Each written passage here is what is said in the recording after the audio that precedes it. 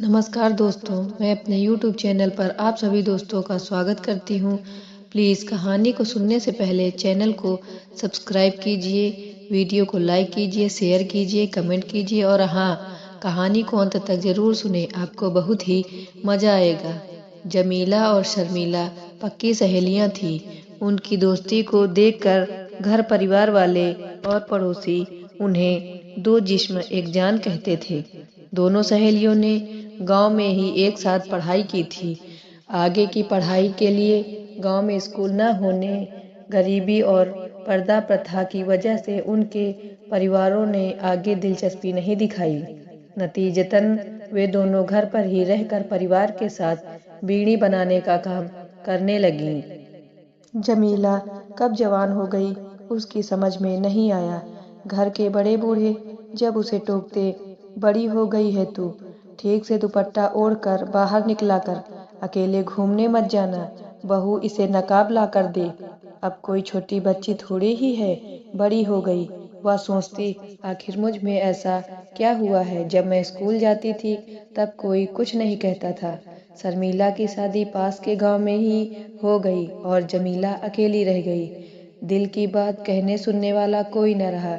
उसकी जिंदगी कैद की पंछी की तरह रह गई। बीड़ी बनाते और घर का काम करते करते उसका दम घुटने लगा। समय पंख लगाकर उठने लगा। जवानी जमीला को जिंदगी का मजा लूटने की दावत देने लगी। वह अंदर ही अंदर कसमसाने लगी।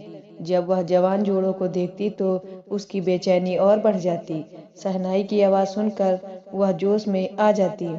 जमीला के अब्बू, देखना जमीला को क्या हुआ है। उसकी मां ने घबरा कर आवाज दी। आया बेगम। बाहर अपने दोस्तों के साथ बैठे जमीला के अब्बू जावेद मियाँ ने कहा। वे दौड़े दौड़े बैठक में आए, जहां जमीला अकेली बैठी बीड़ी बनाते बनाते बेहोश होकर गिर गई थी। क्या हुआ बेटी, देखो मुझे, आंखें खोलो।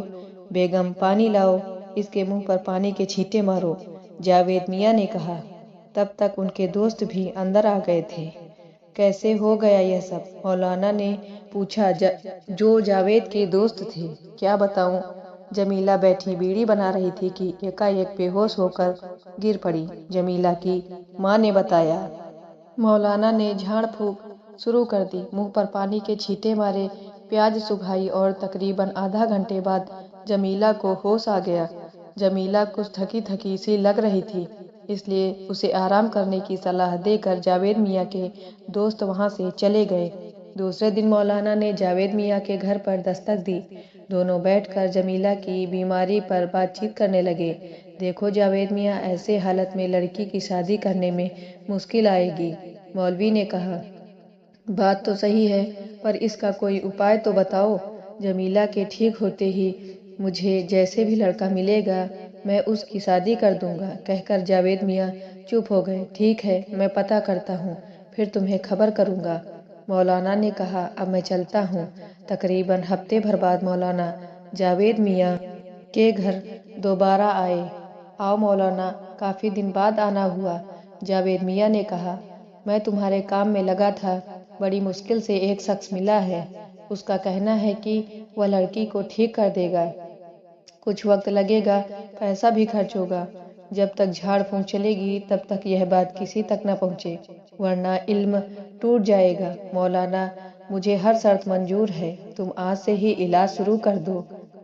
अपनी बेटी को बेतहारी के लिए मैं कुछ भी करने को तैयार हूँ। मौलाना के मन में खोट था। उसने अपने एक दूसरे के साले असद से इस पूरे मसले की परले की बात कर ली थी। मौलाना ने उससे कहा, देखो मियाँ, मैंने सौदा पटा लिया है। जावेद मियाँ की जमीन अपनी जमीन से लगी हुई है, हमें उसे हड़पना है। अब जाकर फंसा है। पहले तो बड़ी बड़ी बातें करता था, खेत जाने का रास्ता बंद कर दिया था, इसलिए मजबूरी में मुझे उससे दोस्ती करनी पड़ी। तुम ऐसी चाल चलो कि जावेद की जमीन बिक जाए और वह मुझे मिल जाए। असद एक शातिर बदमाश था। उसकी बीबी उसकी हरकतों से तंग आकर पिछले 10 सालों से अपने मायके में बैठी थी। गांव के भोले भाले लोगों को گنڈے تعبیز بنا کر دینا، ان سے رقم ایٹھنا اس کا پیشہ تھا۔ اسد نے جاوید میاں کے گھر کا اپنا کام شروع کر دیا۔ شروع میں تو جمیلہ کو کچھ اچھا نہ لگا، لیکن اکیلے میں پرائے مرد کو پا کر وہ دھیرے دھیرے خوش رہنے لگی۔ جب اسد کو محسوس ہوا کہ جمیلہ اس کی اور کھنچ رہی ہے تو اس نے جاوید میاں سے کہا، جاوید صاحب، کچھ ضروری کام سے میں 1-2 دن کے لیے گھر جا رہا ہوں، لیکن جلدی ہی واپس آ جاؤں گا۔ جانے سے پہلے مولانا اور اسد کے بیچ سازش کی لمبی بات چلی۔ اسی کے تحت وہ اچانک اپنے گھر چلا گیا۔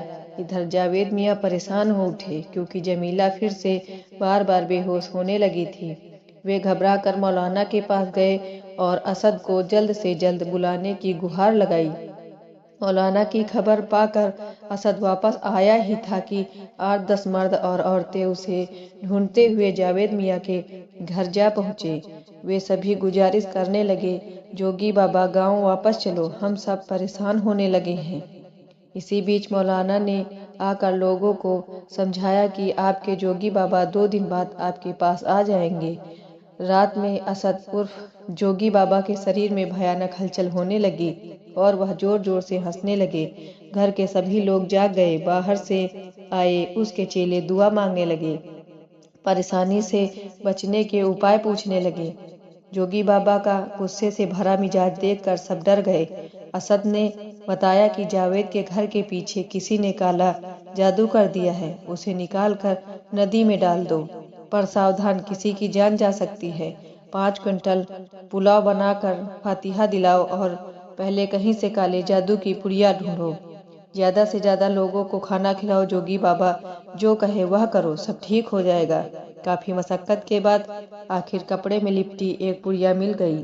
اس پڑیا میں ہڈی، کاجل، سندور، اناج، کالی چوڑی وغیرہ ملی۔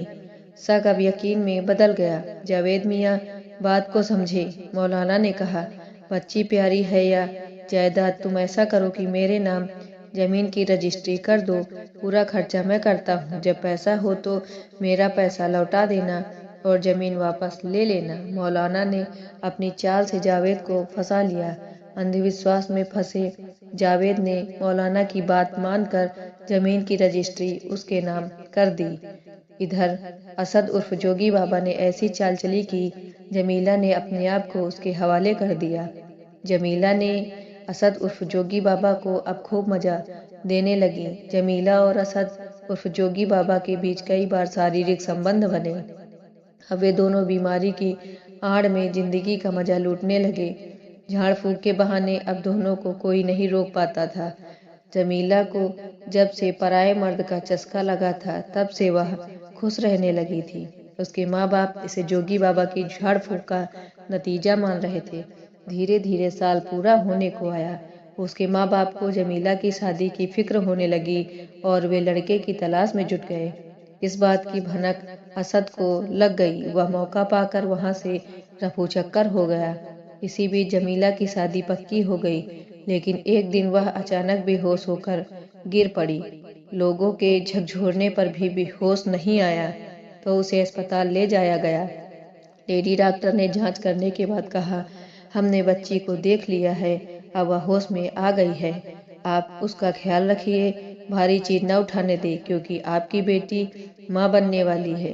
لیڈی ڈاکٹر کی یہ بات سن کر جاوید، اس کی بیگم اور رشتے داروں کے پیروں کے نیچے سے زمین کھسک گئی۔ ان کی جمیلہ ڈھونگی بابا نے پیار میں لٹ چکی تھی۔ جاوید کو تو اس ڈھونگی بابا پر بہت غصہ آ رہا تھا، لیکن وہ افسوس کرنے کے علاوہ ان کے پاس کچھ بچا ہی نہیں تھا۔ دوستو، کہانی کیسی لگی کمنٹ میں ضرور بتائیں اور اپنے دوستوں کو شیئر ضرور کریں اور ہمارے چینل کو سبسکرائب ضرور کریں۔